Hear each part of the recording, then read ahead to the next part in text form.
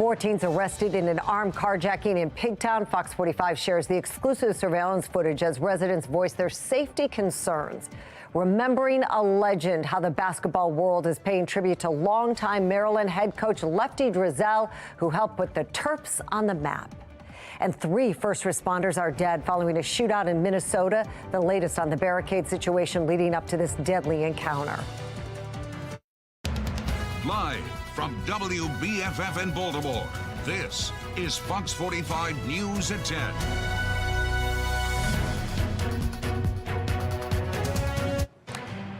And we are following breaking news. 2 shootings tonight in Baltimore. Police say 2 21-year-olds were shot along South Broadway, just north of Eastern Avenue.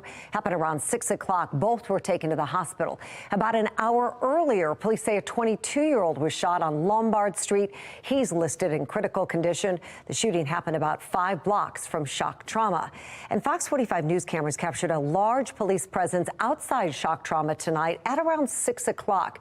You can see there are several bullet holes in the windshield of a white car right outside of Shock Trauma. It is unclear if this is related to either shooting. Stay with Fox 45 News. We'll keep you updated as we learn more. Good evening, everybody. I'm Mary Bubala. 4 teens have been arrested in connection to an armed carjacking this weekend in South Baltimore, the latest in a series of violent juvenile crime incidents since the start of the year. It's going to be a Dodge Caravan, red in color, 3 males wearing all black and ski masks. The carjacking caught on camera, and tonight we're getting a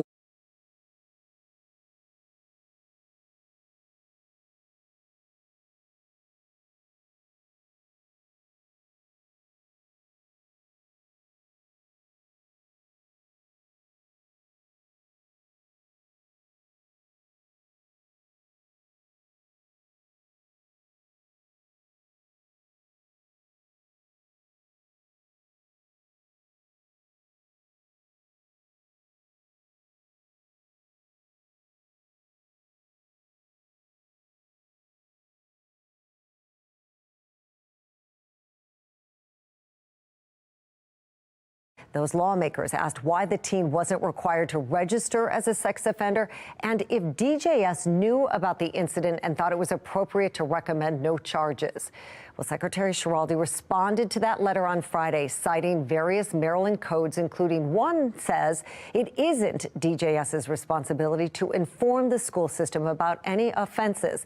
He says that should be up to police and the state's attorney's office. The letter did not directly answer the questions from lawmakers, something Delegate Jason Buckle calls unacceptable. In a statement, Buckle says rather than address our legitimate questions and concerns over a threat to the safety of children attending a school with a convicted juvenile child rapist, Secretary Schiraldi has instead chosen to hide behind bureaucratic mumbo-jumbo. Buckle promises to follow up on the issue.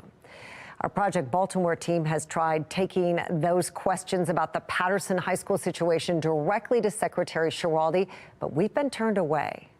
You sent your office a couple emails concerning Patterson High School and the convicted rapist who was a student there. Yeah, and the comms folks are getting back to you guys on that. I think that should happen today. Thank you very much. Okay, do you think... Well, I'm shaking hands. Okay. Thanks. You can have this. Well, do you think it's appropriate that a convicted sex offender is a student inside of a public high school? Can you just hold on just 1 second? Well, you're the Secretary of Department of Juvenile Services. Why are you taking my microphone? Secretary Schiraldi was not present when Democrats introduced their juvenile crime package last month, and his office won't say whether he supports the measures. Governor Wes Moore doubling down, though, on his support of Schiraldi last week on WBAL radio. I wanted to get someone in there who understood how to reform a system, but also understood that the benchmark for the results I want to see are accountability.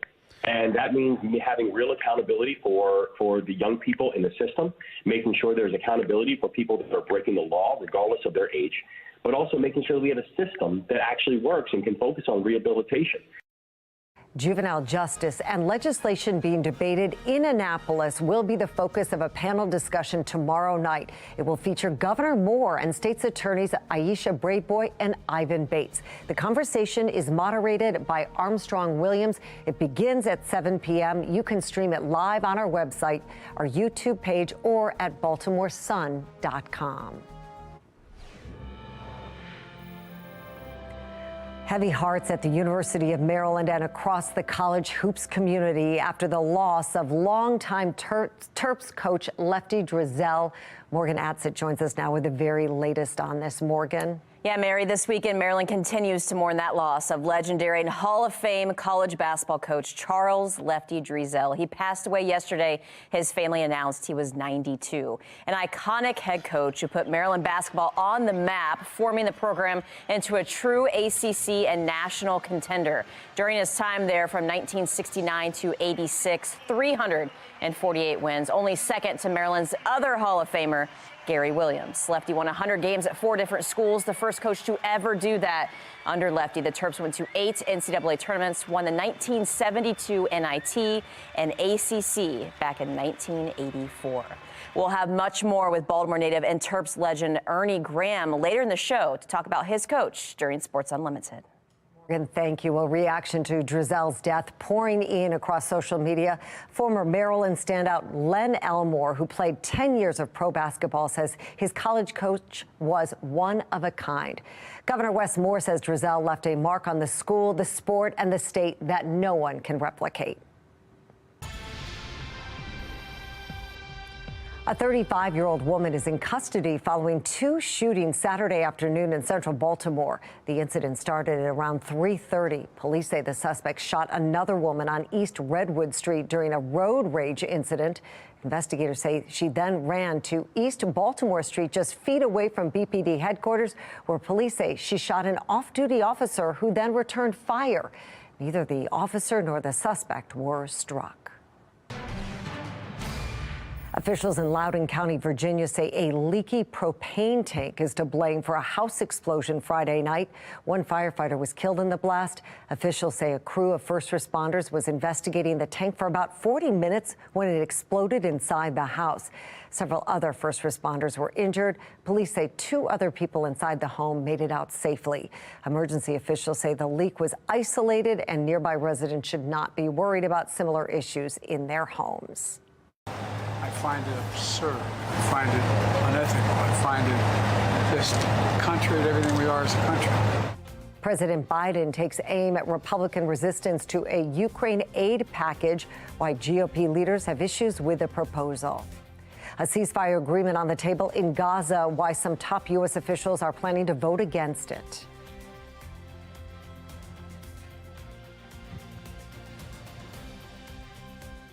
All right. How's your morning drive shaping up? I don't think we're going to have any problems putting it at the green light. As we head into the coming days, though, we're going to be seeing a warm up and our next storm system. What kind of weather maker is that going to be? We'll tell you when we come back.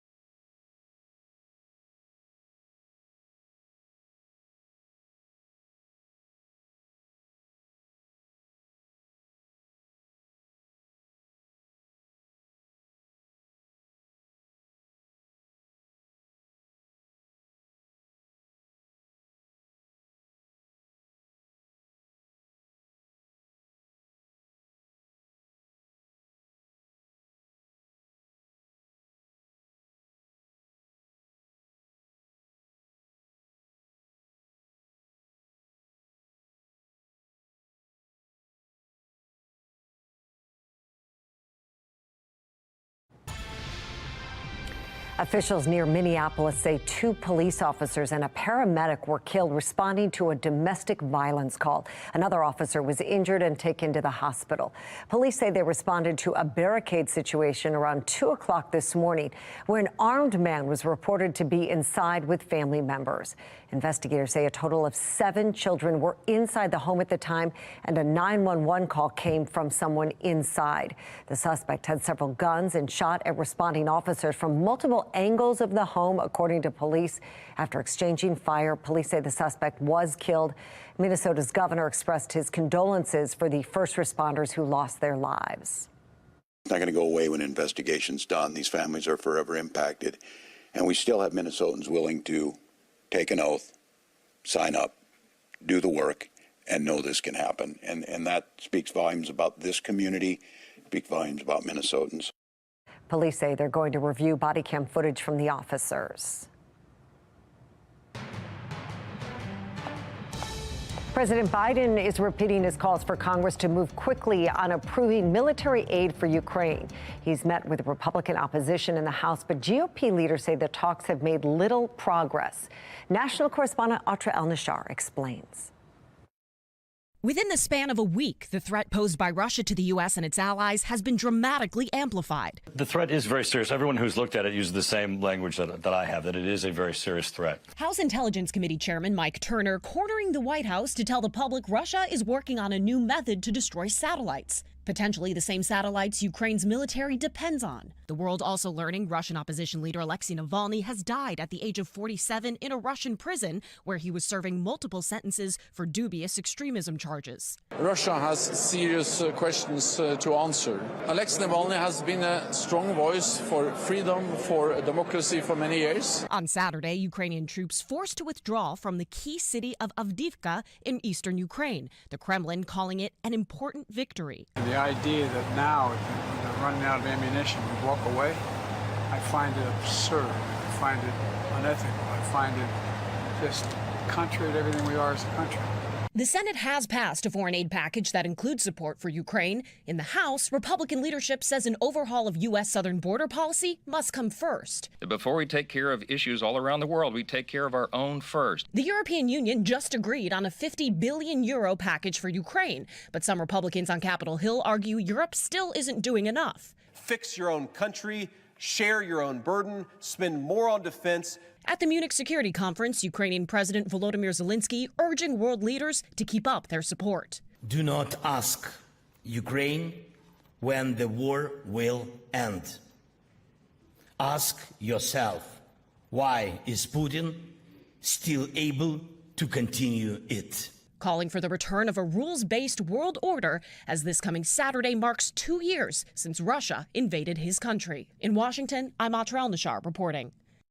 The U.S. today will veto another draft UN resolution calling for a ceasefire in Gaza, warning that it could sabotage ongoing negotiations. This comes as members of Israel's war cabinet threaten to invade the southern city of Rafah if the remaining hostages are not freed by the start of Ramadan in a few weeks.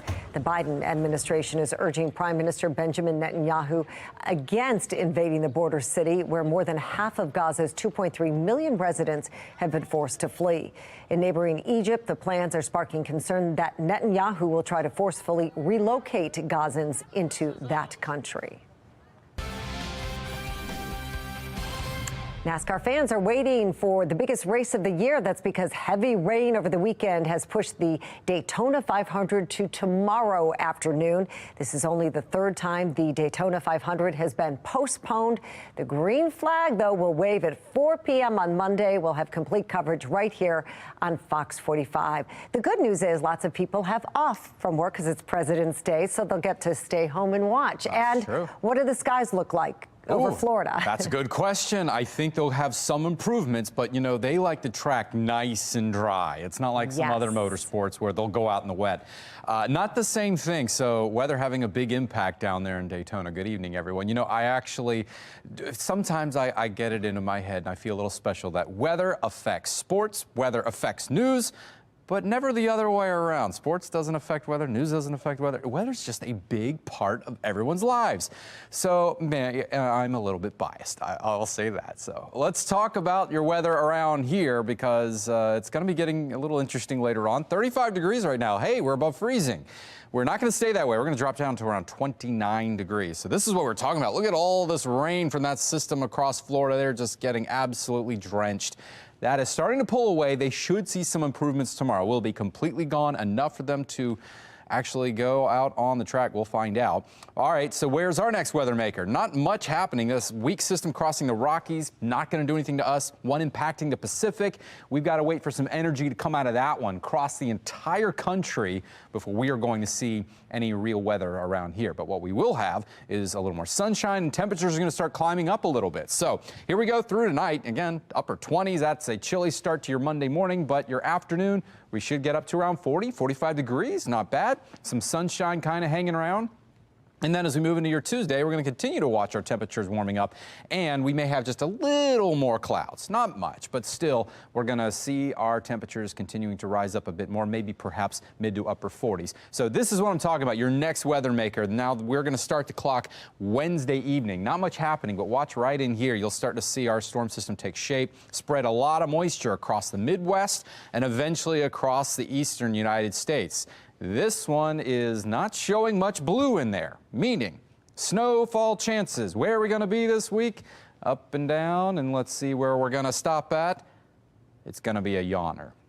Not much happening, so if you're a snow lover, this is not going to be the one that we are going to see. Plenty of rain, though, so if you haven't washed all the salt off your car, tomorrow, Tuesday, maybe Wednesday, we're going to give you the green light. After that, that system starts to move in, so chances of rain are going up. It's going to ruin your car wash, so unless you have one of those cool things where you can just go and get it washed several times a day if you wanted to, may not be worth it. No, all right, one good thing. If you are a snow lover, yes, you've had some snow, but if you're not a snow lover, hey, also winter is starting to fade away. Some above average temperatures to come our way as we move into the following week. So we're seeing that warm up, and it could last into next week as well. So again, dry all the way through. Here's the beginning of that storm system. Small chance, but we're going to see our better chances of showers later, I think, on Thursday. But we're warming up to the 50s. There's our rain likely on Friday, and then maybe a stray snow shower on the backside of it if it's cold enough. But we're just not going to have a whole lot of moisture around. But hey, we're looking pretty dry as we move into Sunday and pretty mild.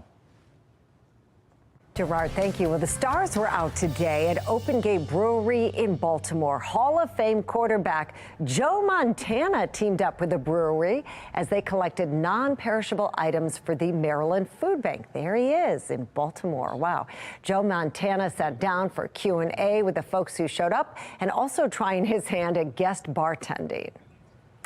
Well, it is almost spring, and maybe you're thinking about getting a dog to join you outside when the weather gets better. Barks is starting their Dog's Day Out program, which allows people to stop by the shelter and take a dog out for an adventure. Any participant needs to be at least 18 years old, but you don't have to be a Barks volunteer. You can sign up right now at barks.org. New plans to address the border crisis on Capitol Hill, how lawmakers are trying to balance that issue with a looming government shutdown.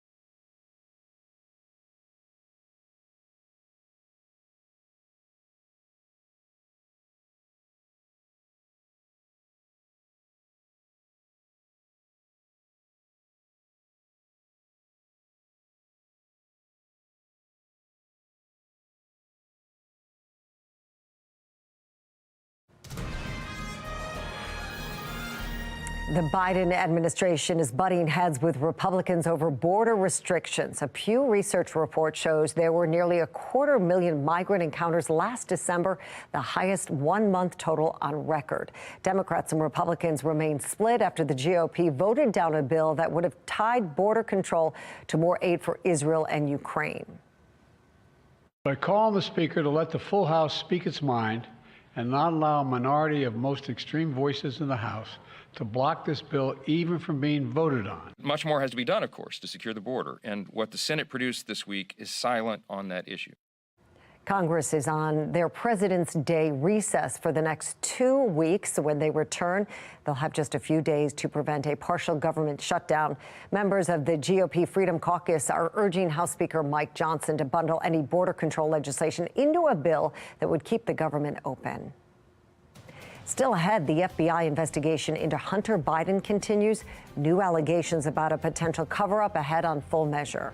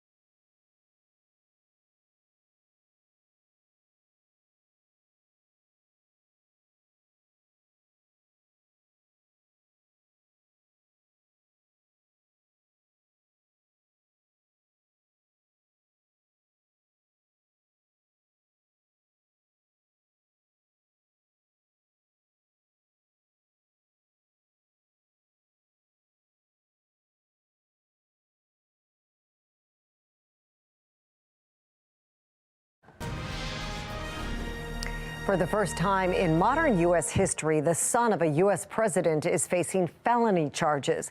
As Full Measure Cheryl Atkinson reports, there are renewed concerns some of Hunter Biden's charges were covered up during President Biden's 2020 campaign. The incredible story told by two federal whistleblowers starts in 2018. That's when Joe Ziegler, a criminal investigator at the IRS, says he came across documents that prompted him to look into Hunter Biden, son of former Vice President, soon-to-be presidential candidate Joe Biden. Gary Shapley oversaw Ziegler's case as supervisor of the IRS International Tax and Financial Crimes Group. If someone says, well, what did Hunter Biden supposedly do wrong? What would you say? It was access to those people for foreign people in foreign countries, to include Romania, Ukraine, and China, in exchange for a significant amount of money. And the reason why we're involved, or IRS is involved, is that money that was earned, there were tax returns that weren't filed, and that there were taxes not paid on that income. Months into the investigation by the IRS team, a trove of evidence fell into the FBI's lap in the form of a computer. Hunter had abandoned it at a repair shop in 2019. So we were never allowed to follow those leads that could lead to potential evidence that could move the ball down the hill. In December of 2020, Ziegler and Shapley say the Justice Department stopped them from executing a search warrant at Hunter's storage unit and went behind their back to tip off Hunter's attorneys. Last spring, after a rocky 5-year-long probe, IRS investigators Joe Ziegler and Gary Shapley were ready to file charges against Hunter Biden, but facing a steady stream of roadblocks from the Department of Justice. So help you God. Yes, I do. They decided to blow the whistle and testify to Congress. There should not be a two-track justice system depending on who you are. They say there's one final outrage. At the very time the Justice Department was blocking their questions about Joe Biden, the FBI had evidence corroborating their leads, even alleging bribery, but kept it secret. We asked Joe and Hunter Biden for interviews, but they declined. Last June, President Biden was asked about the bribery accusations. Where's the money? I'm joking. Mr. President, I try to bribe it's a bunch of malarkey. Hunter's lawyer has said if Hunter's last name was anything other than Biden, the charges would not have been brought. As for the IRS whistleblowers, they're off the Biden case, but still working for the IRS at the moment. Hunter Biden is scheduled to give a deposition to a congressional committee on February 28. For Full Measure, I'm Cheryl Atkinson. Well, this comes as a former FBI informant has been charged with lying about Hunter Biden's potential business dealings in Ukraine. Businessman Alexander Smirnov was arrested late last week, charged with making a false statement about business meetings that never actually happened. President Biden is calling for a related impeachment inquiry into him to be dropped, but Republicans say they're still moving forward. Potential obstruction, potential money laundering, potential bribery. Those are what we're looking at. We got 2 more witnesses, Jim Biden next week, Hunter Biden the following week. It's a tale as old as time. Politician does certain things. Those actions benefit his family financially, and then there's an effort to cover it up.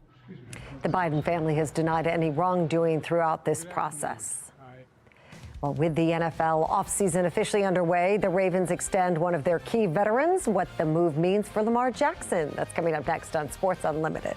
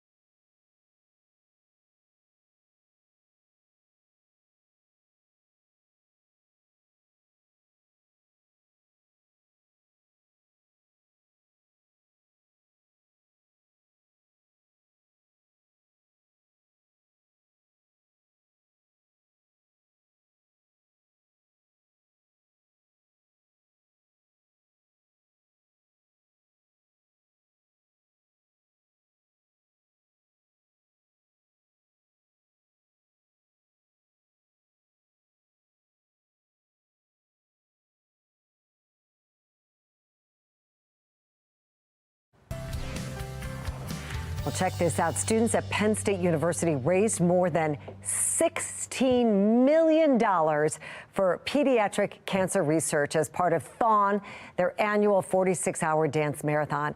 It is the largest student-run philanthropic dance marathon in the nation, and this year's total is a record number. It's actually so incredible. They work hard all weekend long. Well, that's all for the news at 10. I'm Mary Bubala. Thanks so much for watching. Morgan Atsit and Rocco DeSangro join us now with Sports Unlimited. Morgan and Rocco. Yeah, thank you, Mary. Coming up tonight on Sports Unlimited, this may be the first Sunday without the NFL since early September, but the Ravens make a move, extending one of their veteran wideouts for 2024. And we wish he didn't have to join our show this way, but Maryland great Ernie Graham discusses the life and legacy of his coach, Lefty Driesell. A 34-year-old program record broken as Lex Terrian catches fire in Loyola's big win, plus a career day for one Terp as Maryland honors 4 on Senior Day.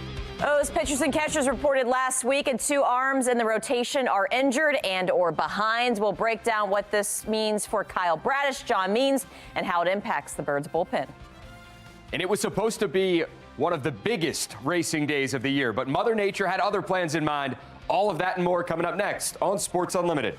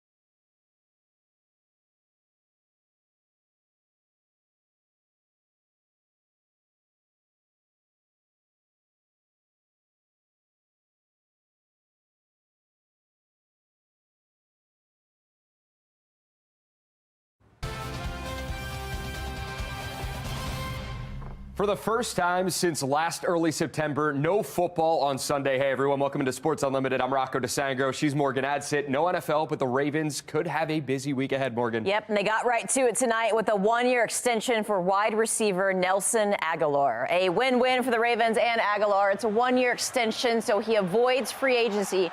And the Ravens get to keep a reliable veteran addition. Aguilar played in every game last season with the Ravens. His first 381 yards and 4 touchdowns. Getting this deal done now also helps with void years and salary cap dead money. To the other Birds, pitchers and catchers reported last week, and that part of the roster is already thin. Today, Mike Elias made a move for a bullpen arm. The Orioles traded for left-handed pitcher Matt Crook. Crook comes to the O's from the Yankees for cash considerations. This is a relief depth option. Crook only pitched in 4 big league games last season, 4 innings, 8 hits, 11 earned runs, an unfair ERA sample size, but it's over 24. Clearly, with injuries in the rotation and bullpen arms now needing to potentially start early this season or eat up more innings, Elias will continue making moves and hope some of them stick. You know, hopefully there's a Yunier Cano there in the locker room that we had, or Felix Bautista from a couple years ago, or we got Danny Coulomb on the last day of spring training last year. So you kind of never know what's going to happen throughout these next 6 weeks, as well as in the beginning part of the year. But let's hope that we can find a few more guys like those guys. Even if we had all of our guys perfectly healthy right at this moment, I would not be expecting them to stay perfectly healthy all season long. So you do want to have as much pitching depth as you can. I think we have a really interesting AAA group here this year, guys that finished in AAA last year that are here. Seth Johnson's back online and healthy. We've got some real interesting pitchers here in camp, but we'll keep an eye on what's out there still.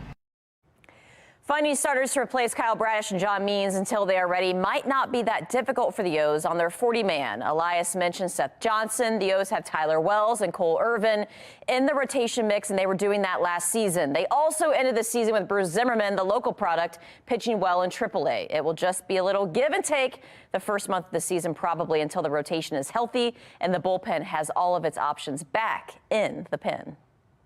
Someone like Zimmerman, who's kind of had some major league time, but gone back and forth AAA. Look at some of the adjustments that he's made this camp, and give him opportunities.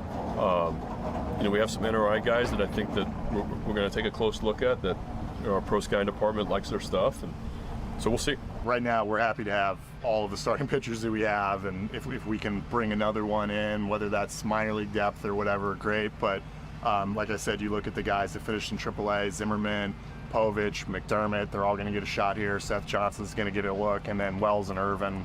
We're going to be a big part of this team no matter what. And if it ends up that we're starting with Kyle and or Means and or others not in the rotation at the beginning of the year, obviously puts them pretty squarely in that group, but they need to finish healthy too and have good camps too. So we've got a long month and a half ahead of us here, and it's kind of a one day at a time thing. You heard Mike Elias mention Kyle Bradish. Bradish is coming off a career season with the O's. Last year, the 27-year-old righty, he was the team's best arm, finishing with a 12-7 record, a sub-3 ERA, and fourth in AL Cy Young voting. Unfortunately, Bradish will have to wait longer than expected for his first start of 2024. General Manager Mike Elias announcing Thursday that Bradish suffered a UCL sprain to his throwing arm in January, and he's going to begin the season on the injured list. Rather than go under the knife, Bradish got a PRP injection in his elbow, and there is plenty of optimism that he will return and take the mound for the O's sooner rather than later. Well, I think we have it in a really good spot right now, and our plans are to get him pitching for 2024. I mean, pitching is it's a dangerous business nowadays. You never like to hear anybody have elbow or shoulder or wrist injuries or what have you, but there's a lot of people that have had them and never have to get surgery, and rest and other treatments do the trick. For the O's starting rotation, this was a case of when it rains, it pours. On top of the Bradish news, John Means, who underwent Tommy John surgery in 2022, he was dealing with an elbow flare-up in October before the ALDS. And as a result, he's a month behind other pitchers on the staff. And there's a good chance Means isn't ready to pitch come opening day. You're going to see him throwing. You're going to see he's on the mound right now. He's doing his progression, but we're still in the phase of getting his health restoration from the end of season injury back into the place that we want to prepare him for the entire